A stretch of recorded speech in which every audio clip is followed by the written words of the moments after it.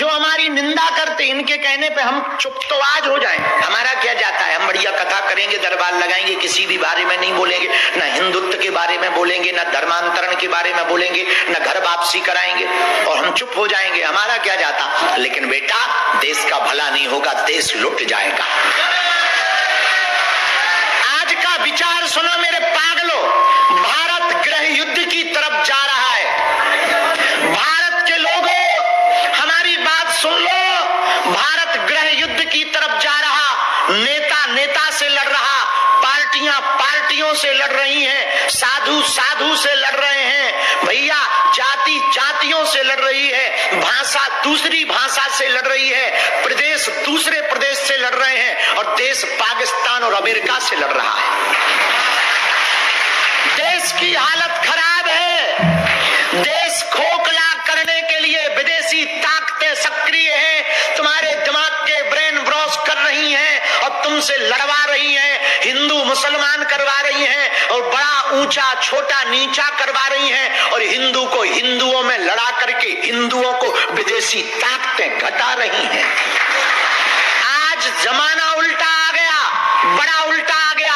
आज तक के इतिहास में कभी भी सिद्ध संतों के ऊपर उंगली नहीं उठी। जब से सिद्ध संतों पर उंगली उठने लगी, हम पर कोई विवाद करता था तो हमें ये लगता था कि हम आदमी थोड़ा उल्टे हैं, तो हम पर विवाद होना थोड़ा जायज है। लेकिन जिस दिन से भारत की टीवी और सोशल मीडिया के इतिहास में सिद्ध संतों पर विवाद होने लगा, तब से हमें ये लगने लगा अब भारत देश गर्त में जा रहा है। जब से भगवान राम पर, भगवान कृष्ण पर ये प्रश्न उठाए जाने लगे, जब से भारत के संतों पर प्रश्न उठाए जाने लगे, जब से भारत के संतों को नीचा दिखाया जाने लगा, जब से महात्मा प्रेमानंद को भी भला बुरा कहा जाने लगा, जब से जगत गुरु भगवान राम भद्राचार्य को भी इस देश में भला बुरा कहा जाने लगा, तब से हमें ये बात समझ आ गई है, ये भारत गृह युद्ध की तरफ जा रहा। इसलिए भारत के सुविचारकों से, भारत के प्रबुद्ध लोगों से, भारत बचाने वाले लोगों से, देश को बचाने वाले लोगों से, और भारत की राष्ट्रीयता पर प्रश्न चिन्ह न उठाने वाले लोगों से हम प्रार्थना करना चाहेंगे, इस देश को बचा लीजिए, वरना ये देश फिर से गुलाम हो जाएगा। आज अमेरिका ने 50% टैरिफ लगाया है। आप लोग ये बात समझ लीजिए, हम अमेरिकी सामान खरीद कर उनके डॉलर तो बढ़ा रहे हैं, खुद के रुपया घटा रहे हैं। हम किसी भी देश के खिलाफ नहीं है, हमारी बातों को अन्यथा ना लिया जाए। साधु का काम है सत्य बोलना, साधु ही सत्य नहीं बोलेगा तो कौन सत्य बोलेगा। नेता अपने स्वार्थ के लिए बोलते हैं, कुछ लोग अपनी व्यू बढ़ाने के लिए बोलते हैं, कुछ लोग अपना चेहरा चमकाने के लिए बोलते हैं। समाज में नग्नता परोसी जा रही है, रील के नाम पर नचैया और नचनिया पैदा हो रहे हैं, बेटियां और बच्चे संस्कारों से दूर भाग रहे हैं, अश्लीलता फैलाई जा रही है, देश का माहौल खराब किया जा रहा है, हिंदू मुसलमान करवाया जा रहा है, महाराष्ट्र में भाषा की लड़ाई करवाई जा रही है। अरे हम तिरंगे से प्यार क्यों ना करें, अरे हम भारत से प्यार क्यों ना करें, अरे हम सनातन के भगवा ध्वज से प्यार क्यों ना करें। आज इंसान ही इंसान को खा रहा है, आज इंसान बहुत है, इंसानियत मर गई। पहले किसी के ऊपर आपदा आती थी, पूरा गांव खड़ा हो जाता था, कदम से कदम मिलाकर चलता था। अब तुम्हारे देश भारत में दारू महंगी नहीं है, सस्ती है, दवा महंगी हो गई है। अब तुम्हारे भारत में कंट्रोवर्सी, आजकल बेरोजगारी पर चर्चा नहीं होती, देश को बढ़ाने पर चर्चा नहीं होती, युवाओं की बुद्धि शुद्धि पर चर्चा नहीं होती, संस्कार सुधार पर चर्चा नहीं होती, लेकिन तुम्हारी सोशल मीडिया पर दो बाबाओं को लड़ाने पर चर्चा होती है। टीवी वाले ने हमसे कुछ दिन पहले पूछा कि एक बार आप बिना टिकट पकड़े गए हो ट्रेन में। हमने कहा बात तो तुमने सही सुनी कि हम एक बार बिना टिकट के ट्रेन में पकड़े गए हैं, पर जिस टीटी ने पकड़ा था उसी से 1100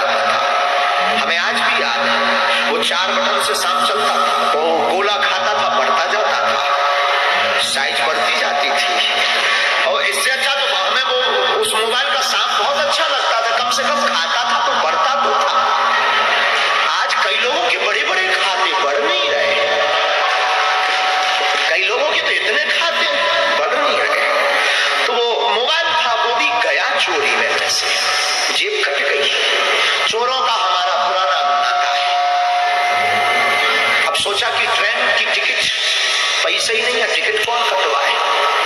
हमने भीतर ही भीतर, अब ऐसा नहीं है कि हमारी कोई हनुमान जी से बात होती है, नहीं, भीतर ही भीतर हम मन में बात करते हैं और भीतर ही कोई जवाब हमें देता है। हमें ये भरोसा वो हनुमान जी है।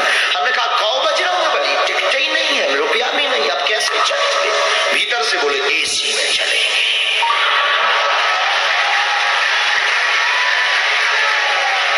अब जब उन्होंने ही कहा तो क्या करें, हमने भी पढ़े लिखे तो थे। एसी A1 डब्बा पड़ा, A1 रेलगाड़ी आई, रात का समय, चढ़ गए। एसी फुल, कोई सीट नहीं, बाथरूम के पास आकर खड़े रहे।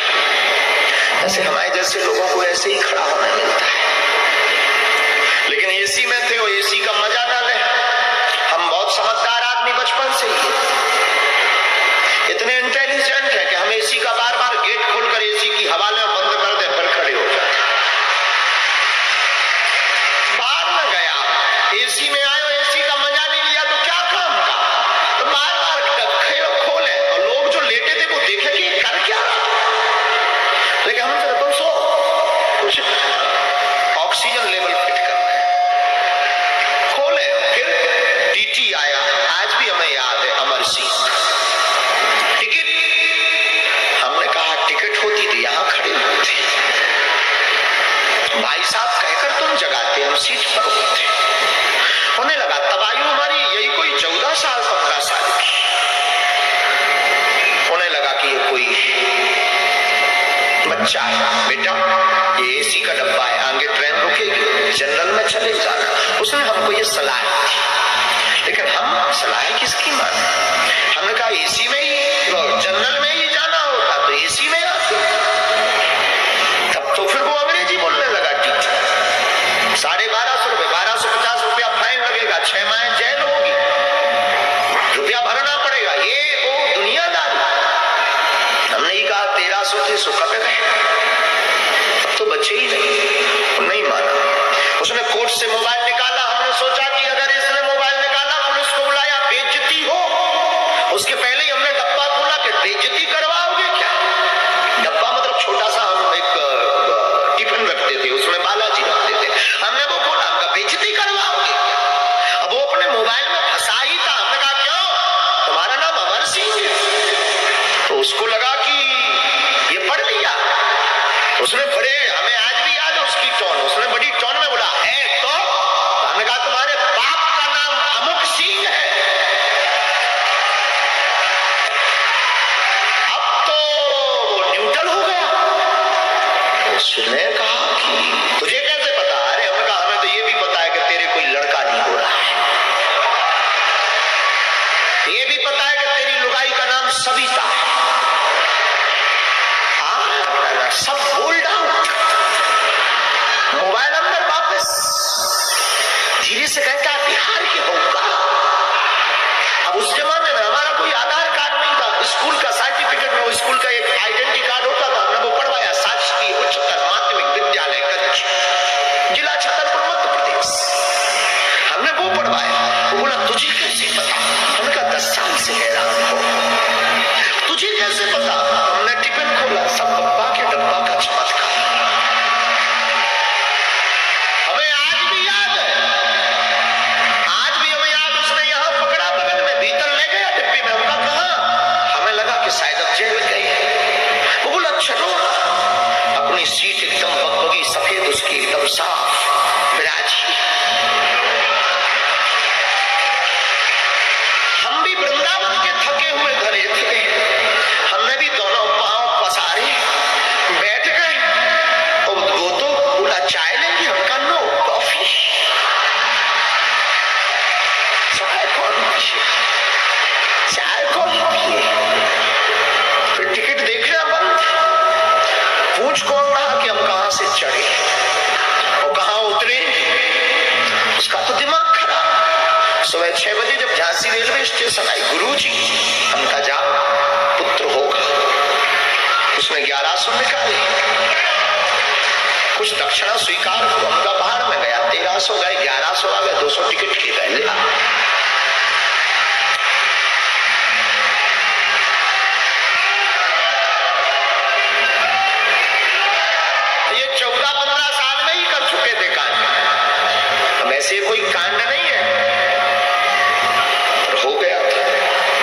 ने हमसे पूछा था कि आप बिना टिकट ट्रेन में पकड़े गए। हमने कहा ये तो किसी को बता ही नहीं कि हम 1100 लेकर उतरे थे।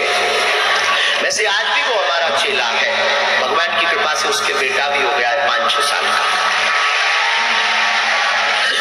और अभी आप रुकिएगा, उसकी आयु पूछिएगा, 52 साल में बेटा हुआ है। आज भी वो दक्षिण रेलवे में हमारा चेला है, बिहारी आदमी हमारा चेला। उस दिन के बाद जब बेटा हुआ वो हमारा आना जाना उसका शुरू हो गया। हम भी झांसी से ट्रेन से उतरे, हो बस पर बैठकर बागेश्वर आना जाना उसका शुरू हो गया। अब एक दिन वो कह रहा था हमसे कि आपके जैसा कोई दिखता है तो हम टिकट चेक नहीं करते गुरुजी। हमने उसको ये एडवाइस भी दी कि सुन, चेक करना भी, वो तो हम थे जो 1100 लेकर उतरे। एकमात्र हमारा कारण है कि हम चले भले ही जाएं, पर हिंदुत्व की ज्वार उठती रहनी चाहिए, शक्तियां शून्य नहीं होनी चाहिए। और जो सनातन पर उंगली उठा रहे हैं उनको ये जवाब मिलता रहना चाहिए कि पृथ्वी वीरों से खाली नहीं। हमें आज भी याद है वो 4 बटन से सांप चलता था, वो गोला खाता था, बढ़ता जाता था, साइज बढ़ती जाती थी। और इससे अच्छा तो हमें वो उस मोबाइल का सांप बहुत अच्छा लगता था, कम से कम खाता था तो बढ़ता तो था। आज कई लोगों के बड़े बड़े खाते बढ़ नहीं रहे, कई लोगों के तो इतने खाते बढ़ नहीं रहे। तो वो मोबाइल था वो भी गया चोरी में, वैसे जेब कट गई। चोरों का हमारा पुराना नाता है। अब सोचा कि ट्रेन की टिकट पैसे ही नहीं है, टिकट कौन कटवाए। हमने भीतर ही भीतर, अब ऐसा नहीं है कि हमारी कोई हनुमान जी से बात होती है, नहीं, भीतर ही भीतर हम मन में बात करते हैं और भीतर ही कोई जवाब हमें देता है। हमें ये भरोसा वो हनुमान जी है। हमने कहा कौ बजरंगबली, टिकट ही नहीं है, रुपया भी नहीं, अब कैसे चलेंगे। भीतर से बोले एसी में चलेंगे।